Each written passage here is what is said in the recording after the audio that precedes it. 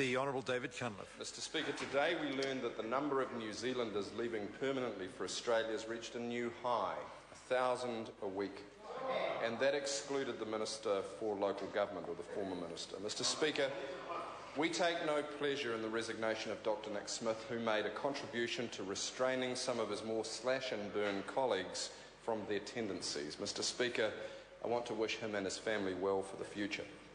But the fact is, his resignation was necessary from the day that he wrote on ministerial letterhead, a letter which could only have been perceived as inappropriate influence for a friend of his, the Prime Minister's, and the former President of the National Parties. Unfortunately, Mr Speaker, the responsibility for that must rest with the Prime Minister, John Key. John Key said he would be, quote, principled and transparent, and would, quote, expect high standards from ministers. Except that has never been true. Pansy Wong was allowed to continue in her portfolio weeks after evidence of her and her husband's joint use of ministerial privileges for family business was in the public domain. Richard Worth paid the price, but not before, sadly, becoming an object of ridicule in this House and the media. Mr Speaker. I apologise for interrupting the Honourable Member, and I confess I let Hone Harawira get away with reading a fair part of his contribution in this general debate, but he is a much newer member than the Honourable David Cunliffe. The Honourable David Cunliffe is a very experienced front bench member and doesn't need to read a speech in the general debate. And I invite the member to join the debate rather than read a speech. Honourable David Cunliffe. Mr Speaker, with great pleasure. Murray McCulley, Mr Speaker, has made a habit of sending official information from his private email, and no one understands why, and John Key has done nothing.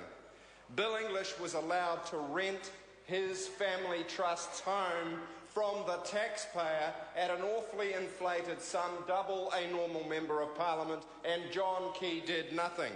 Rodney Hyde took a taxpayer-funded junket with his girlfriend right around the world and included a family wedding and a holiday in Hawaii, and John Key did nothing. How about this one? David Carter sought briefings on ministerial business from a company he owned shares in and had to back down only after being sued for it by the Auckland Jewish congregation, and John Key did nothing.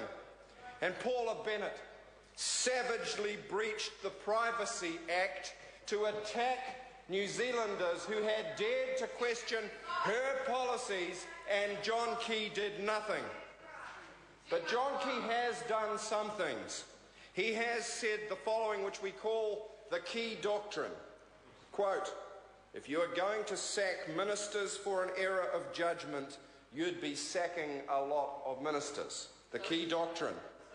Well, here are some errors of judgment from the minister that John Key cannot tell whether he's a bird, a plane or Superman, Stephen Joyce.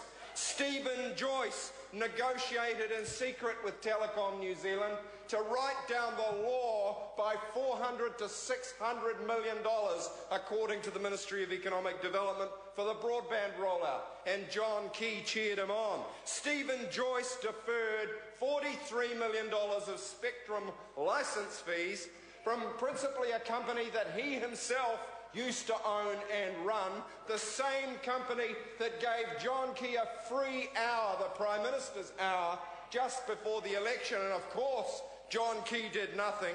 Stephen Joyce is negotiating in secret with New Zealand's largest casino for between 500 and 1,000 extra pokie machines that would entirely pay off a convention centre in less than 5 years, and John Key thinks that's a good way of doing business.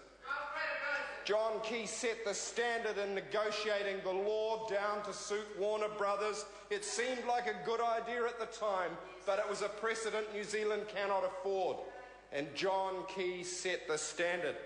Mr. Speaker, the standard of appointing his own electorate chairman, Stephen McElrea, to be Deputy Chair of New Zealand and Air, to put political control over the use of taxpayers' funds, like the time he allegedly stymied the bio series on the government of Helen Clark. That is political control over taxpayer funds, a direct appointment by the Prime Minister of his own political henchmen, and he thinks that's appropriate. Is it any wonder, Mr. Speaker, this government has the most rapid onset of second-term itis in New Zealand political history?